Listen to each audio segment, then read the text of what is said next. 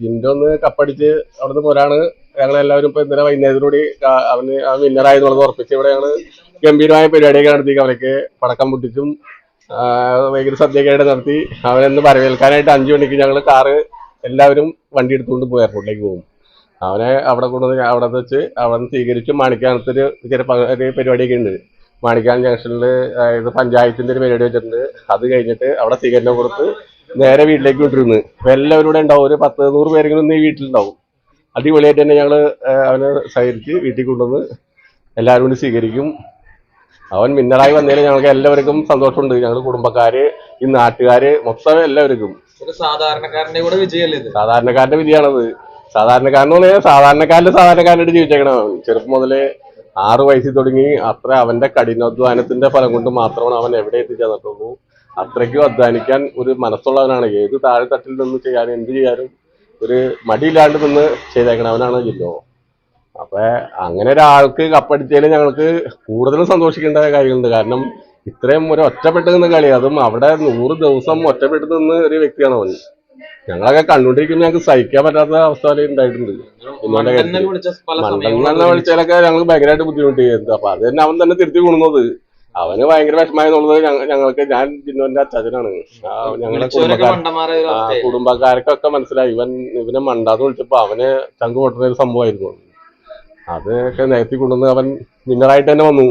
അത് ഒറ്റപ്പെട്ട് നിന്ന് കളിച്ച് വിന്നറായി വന്നതിലാണ്. ഈ 6-6 സീസണാണുള്ളത്. ഈ 5 എണ്ണത്തിൽ പോലും ഇതേപോലെ ഒറ്റപ്പെട്ട ഒരു വ്യക്തി അതിനകത്ത് ഉണ്ടായിട്ടില്ല എന്ന് തന്നെ എൻ്റെ അഭിപ്രായത്തിലും ഞങ്ങളുടെ എല്ലാവരുടെ അഭിപ്രായത്തിലും അങ്ങനെയാണ് ഇപ്പോൾ ഞങ്ങൾ പറയുന്നത്. കാരണം അത്രയ്ക്ക് ഇതായിട്ട് നിന്ന് പുള്ളിയാളെ പൊരുതി പോന്നേക്കണതാണ്. അതും ഒരു ദുശീലങ്ങളും ഇല്ലാത്തൊരു വ്യക്തിയാണ് അവൻ. കാരണം ചെറുപ്പം മുതലേ അത്രയ്ക്ക് അധ്വാനിച്ചും നടന്ന് ഒരു സിഗരറ്റ് വലിക്കണത് തന്നെ ഞങ്ങൾ കണ്ടേക്കണത് ഇപ്പൊ അവനകത്തല്ലാണ്ട് അവൻ സിഗരറ്റ് വലിക്കണതല്ലാണ്ട് ഞാൻ കണ്ടിട്ടില്ല.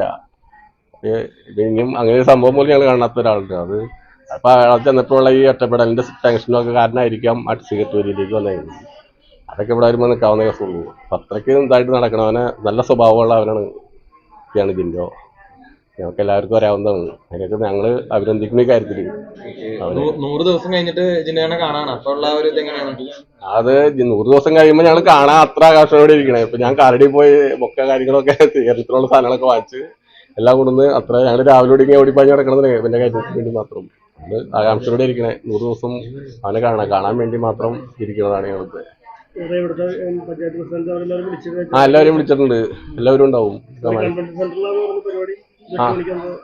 മാണിക്കാനത്തുണ്ട്. പിന്നെ കാലടിയില് അവന്റെ ക്ലബ് ഉണ്ടായല്ലോ, അവിടെയൊക്കെ ഇന്നലെയൊക്കെ അടിപൊളിയായിരുന്നു. പഴയ ക്ലബില് പിള്ളേരൊക്കെ. പിന്നെ മൊത്തം ഫ്ലെക്സ് വെച്ചേക്കണതൊക്കെ പിള്ളേരാണ്. കാലില് പിള്ളേര് അങ്ങനെ എല്ലായിടത്തും കണ്ടമാനം ഫ്ലെക്സ് ഉണ്ട്. പിന്നെ വെച്ചിട്ടുണ്ട് പോയി പറഞ്ഞതൊക്കെ. ഇതൊക്കെ എല്ലാവരും ഭയങ്കരമായിട്ട് സഹകരിച്ചുകൂടെ. വോട്ട് ചെയ്യാനായിട്ടും പുറത്തേക്കൊക്കെ വിളിച്ചു പറഞ്ഞ് അത്ര ഇതായിട്ട് എല്ലാവരും വോട്ട് ചെയ്ത് നമ്മൾ ഈ രീതിയിലേക്ക് എത്തിച്ചു കൊണ്ടുവരുന്നുണ്ട്. എല്ലാവരുടെ സഹകരണം ഉണ്ട്. എല്ലാവർക്കും നന്ദിയുണ്ട്. ഞങ്ങളുടെ കുടുംബങ്ങളുടെ പേരിലും ഞങ്ങളുടെ വലിയ എല്ലാവരും പേരിലും ഭയങ്കര നന്ദിയാണ് അറിയിക്കുന്നത്.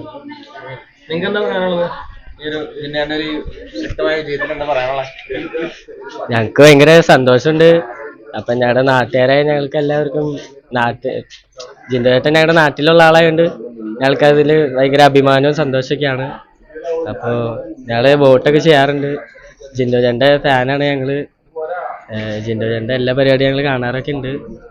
അപ്പോൾ ഇന്നലെ ഇവിടെ ഭയങ്കര പരിപാടിയൊക്കെ ആയിരുന്നു.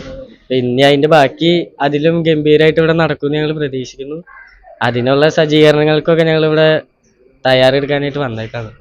ആ ഒരുക്കങ്ങൾക്കൊക്കെ ആയിട്ട് ഞങ്ങൾ ഇന്നലെ ജിൻഡോ ചേട്ടൻ്റെ ഇവിടെ പരിപാടിക്ക് ഞങ്ങൾ പങ്കുചേർന്നു.